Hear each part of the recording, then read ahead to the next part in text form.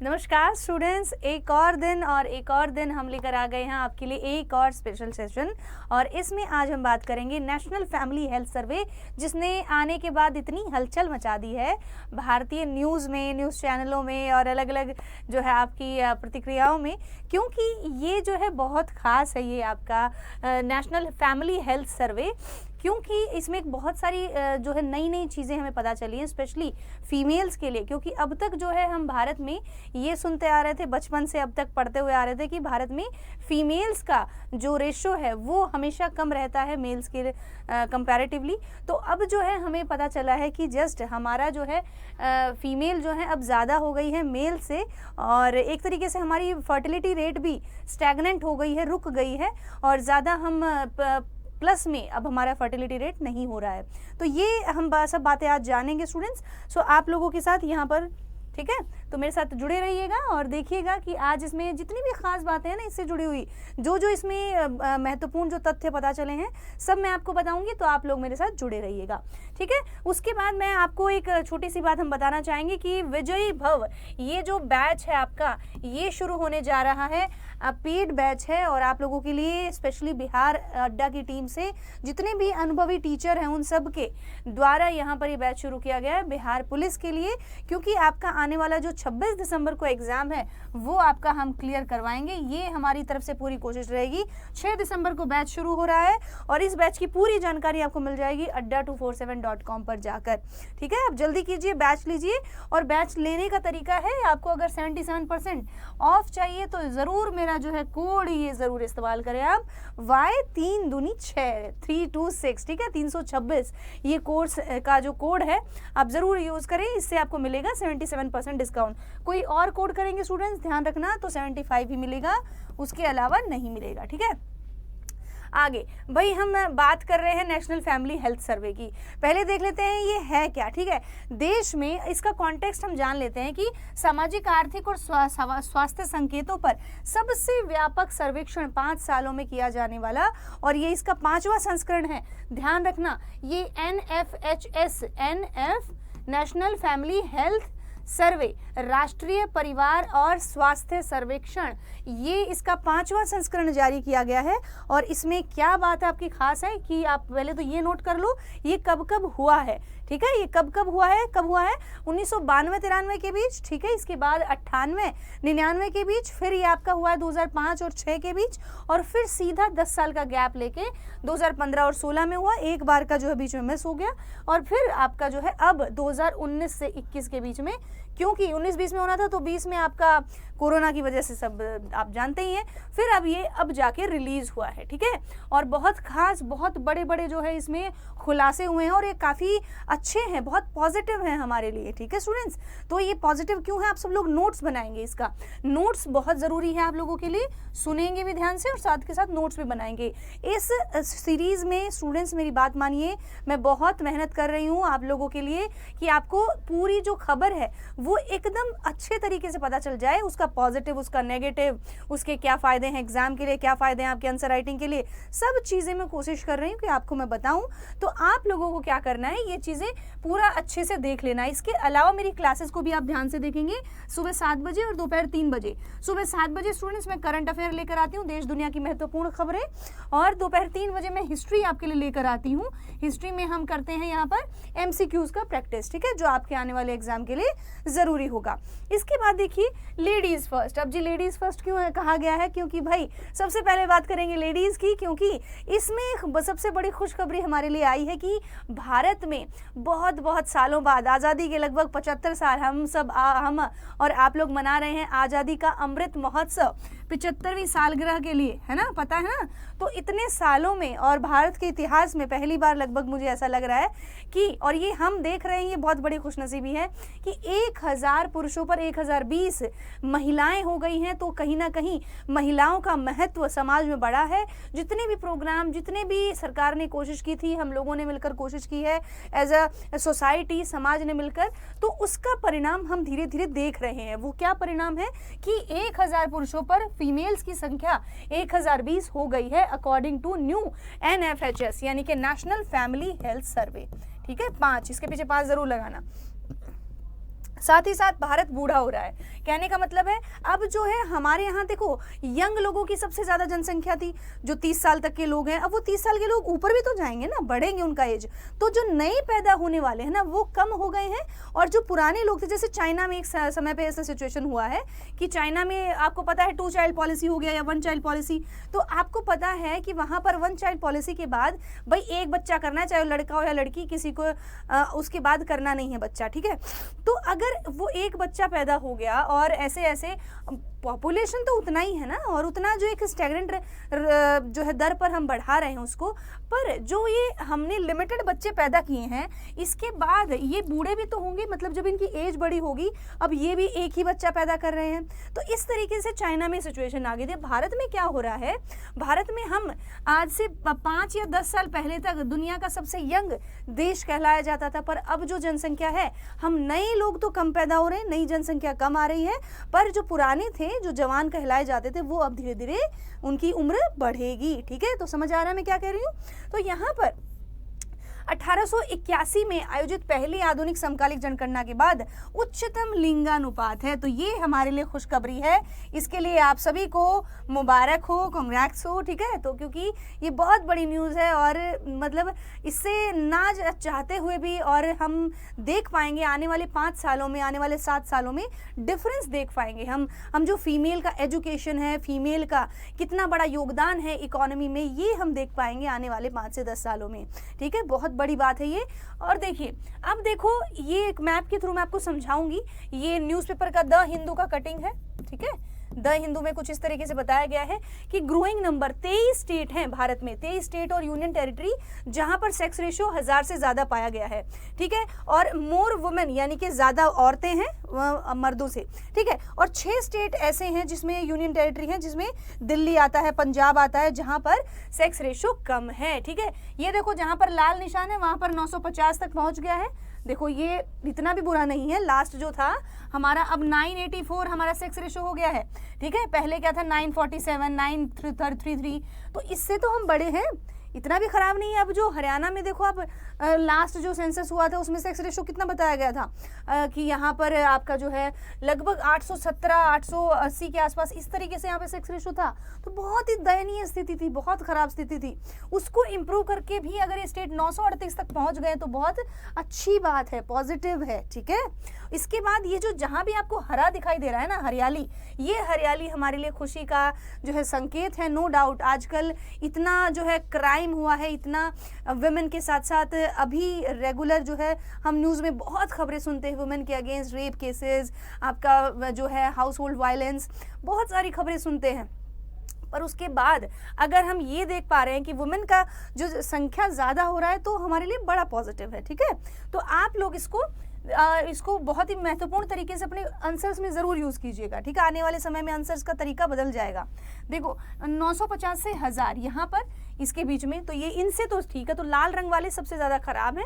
इधर आपका जो कश्मीर वाला एरिया है, ये लद्दाख वाला है, ठीक है। लद्दाख में थोड़ा ठीक है, कश्मीर में थोड़ा सा ख़राब है, ठीक है। इधर आप देखिएगा कि ये जो है आपका अरुणाचल प्रदेश में थोड़ा सा, क्योंकि लगा लो कि हिली टेरेन है, थोड़ा सा मतलब पहाड़ी एरिया है, मुश्किल है जीना, तो ठीक है। तो वहाँ पर बच्चे वैसे भी कम हैं, यानी कि जनसंख्या वैसे भी कम होती है इस जगह पे, है ना। तो बाकी सब जो आप स्टेट्स में देखिए इम्प्रूव हुआ है, वो भी इम्प्रूव क्या, उसने तो कमाल ही कर दिया, 1000 से ज़्यादा, ठीक है। तो ये बहुत बढ़िया न्यूज़ हमारे लिए।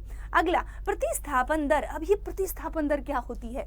देखो आपने सुना होगा, बचपन से देखते आ रहे होंगे, इंदिरा गांधी के समय से काफ़ी ज़्यादा पॉपुलर एक स्लोगन है। वो क्या है? हम दो हमारे दो हम दो हमारे दो, और इससे ज़्यादा नहीं। कहने का मतलब है आपका परिवार नियोजन का एक तरीका बताया गया था कपल्स को, आज से लगभग 30 साल पहले, 35 साल पहले से ये जो है प्रोग्राम शुरू हो चुका था परिवार नियोजन का। किसमें? कि आप अगर 2 लोग हैं तो आप सिर्फ 2 ही पैदा करें, उससे ज़्यादा पैदा करेंगे तो देश की जनसंख्या के लिए नेगेटिव हो जाएगा, ठीक है। इतना हमारे पास रिसोर्सेज नहीं है ना। और फिर अब जाके हमारे पास क्या सिचुएशन आई है, बड़ी हैरानी होगी आपको जानकर कि भारत में पहली बार हमने क्या किया है, हमने अगर 2 लोग हैं, कपल 2 होते हैं, ठीक है, एक फीमेल एक मेल, है ना, एक मेल होती है, एक पुरुष होगा, एक मादा होगी, तो उन्होंने सिर्फ 2 बच्चे तक ही लिमिटेड कर दिया। यानी कि पूरे भारत में प्रतिस्थापन दर जो हो गई, अगर 2 लोग हैं तो वो सिर्फ 2 ही पैदा कर रहे हैं, ठीक है, मिला के, यानी कि हो सकता है किसी के 5 हो पर किसी के 2 हो, तो हो गया ना, एवरेज करके बराबर हो गया, राइट, इस तरीके से। तो यानी कि भारत ने ये जो लेवल है ना ये हासिल कर लिया है, ये बहुत बहुत बड़ी बात है। पिछली बार जब हमने किया था ना NFHS, जब हमारा चौथा सर्वेक्षण हुआ था, उसमें हमारा 2.1 था, है ना, और इस बार हमने तो पूरा 2 कर लिया है, तो बहुत बढ़िया बात है। हालांकि जो शहरी TFR है ना, टोटल फर्टिलिटी रेट, यानी कि आपका कुल जितना भी आप फर्टिलिटी है, आपकी पैदावार है, आप पैदा कर रहे हैं बच्चों को, उतना आपका रेट क्या हो गया है, वो तो और भी कम हो गया है, 1.6 हो गया है। यानी कि ये तो जो शहर में रहने वाले लोग हैं वो तो 1.5 बच्चा पैदा कर रहे हैं, समझ आ रहा है, पूरी तरह से 2 भी नहीं हो पा रहा है वहाँ पे, समझ आ रहा है। 1.5 बच्चा क्यों, ये जो बीच का एवरेज निकाला जाता है ना, इस वजह से ये आपको 1.6 दे के हंसना नहीं है इस पे, ठीक है। तो ये सीरियस बात है। ग्रामीण लोग जो है वहाँ पे थोड़ा सा 2 से 1 है, 2.1, ये भी इतना ज़्यादा खराब नहीं है कि 2.8 हो गया, 3 हो गया, ठीक है। कुछ ऐसे स्टेट है मैं बताऊंगी, जैसे बिहार में सबसे खराब है। बिहार में जो है 3 का रेशियो है, यानी कि 3 बच्चे हैं वहाँ पर, हर एक कपल, यानी कि 2 लोग 3 बच्चे पैदा कर रहे हैं। और सबसे कम कहाँ है, 1.6, ये कहाँ है, ये पंजाब में पाया गया है, समझ आ गया। सबसे कम पंजाब में और सबसे ज्यादा जो है बिहार में पाया गया है, तो समझ आ रहा है। ये प्रतिस्थापन दर होती है कि 2 अगर लोग हैं, प्रतिस्थापन यानी कि रिप्लेसमेंट, अपना रिप्लेसमेंट किससे कर रहे हैं, 2 बच्चों से ही रिप्लेसमेंट कर रहे हैं, ठीक है। अब देखो संस्थागत प्रसव, इसके फायदे क्या हैं, यहाँ पर हम थोड़ा सा पॉजिटिव इसका देख लेते हैं। पहली बात, एक चीज में और इम्प्रूव ये हम देख सकते हैं कि संस्थागत प्रसव यानी कि जो इंस्टीट्यूशनल आपके लिए जो अस्पताल बनाए गए हैं, जो आपके लिए डिस्पेंसरी बनाई गई हैं, जो नर्सिंग होम बनाए गए हैं, उनका इस्तेमाल हो रहा है अब डिलीवरी के लिए।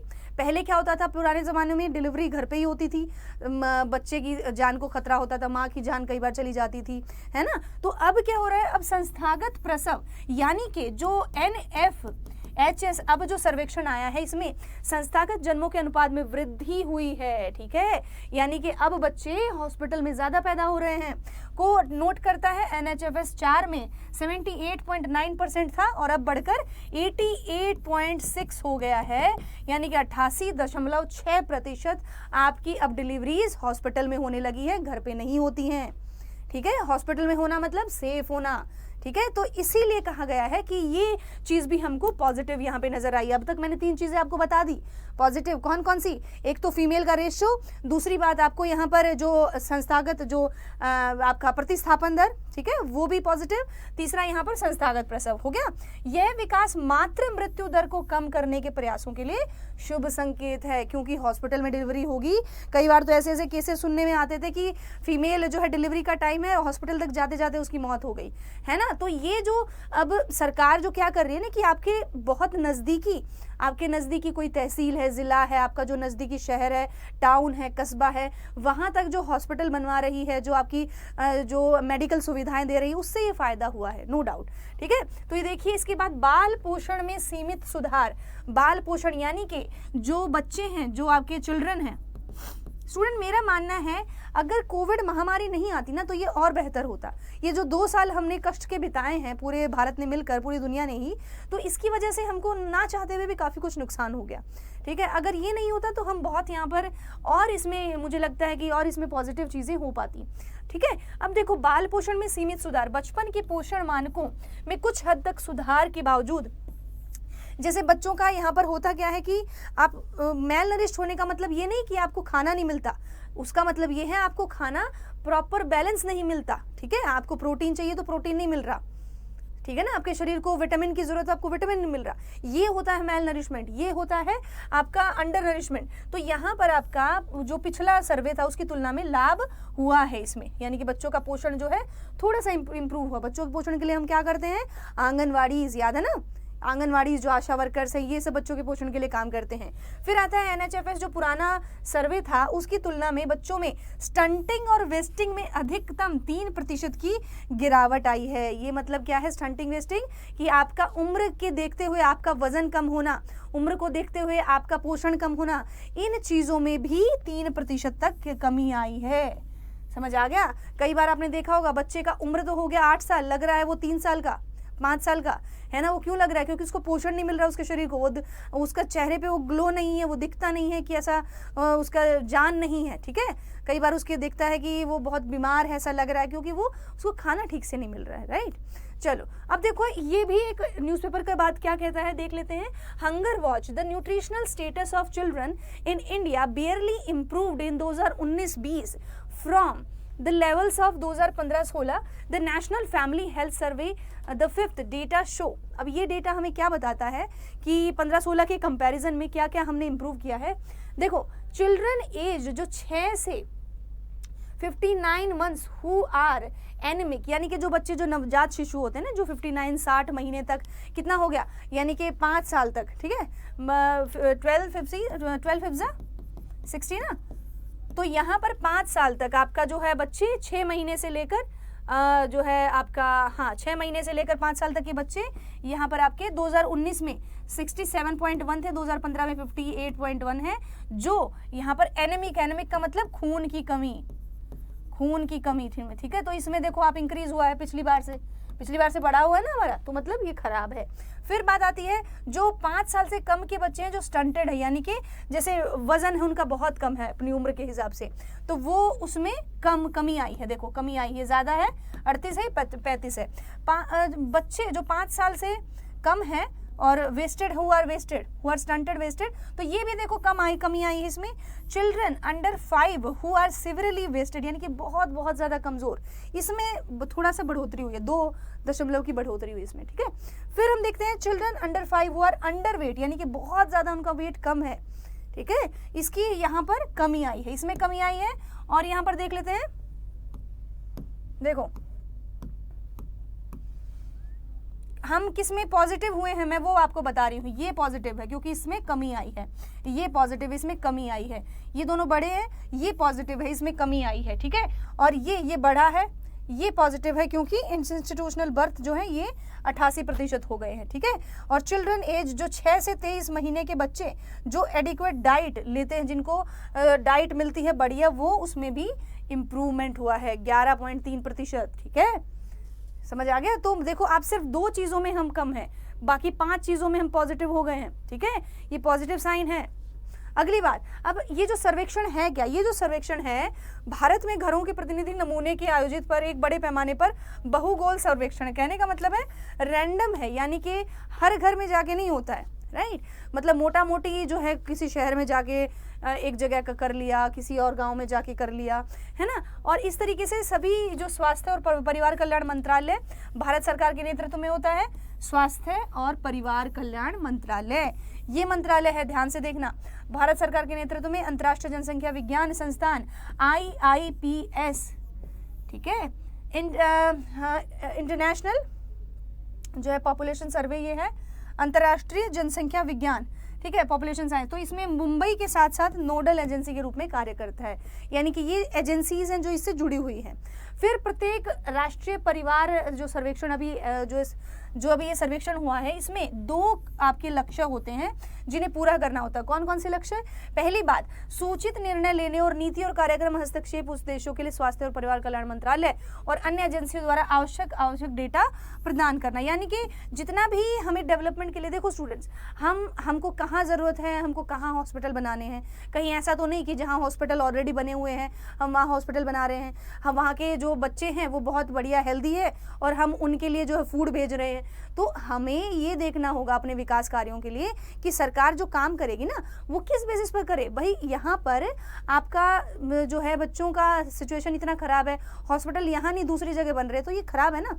तो वो चीज़ें मेंटेन करने के लिए सरकार को ये ऐसे सर्वे की ज़रूरत पड़ती है। तो इसका काम है कि ये जो काम है ना सरकार का, ये पूरा करके दे कि अच्छे से उनको बताए यहाँ हॉस्पिटल की ज़रूरत है, यहाँ पे खाने की ज़रूरत है, इस जगह पे ये कमी है, ठीक है। महत्वपूर्ण उभरते स्वास्थ्य और परिवार कल्याण मुद्दों के बारे में अंतर्दृष्टि प्रदान करना, ठीक है, जो जितने भी मुद्दे हैं उसके बारे में एक डिटेल देना।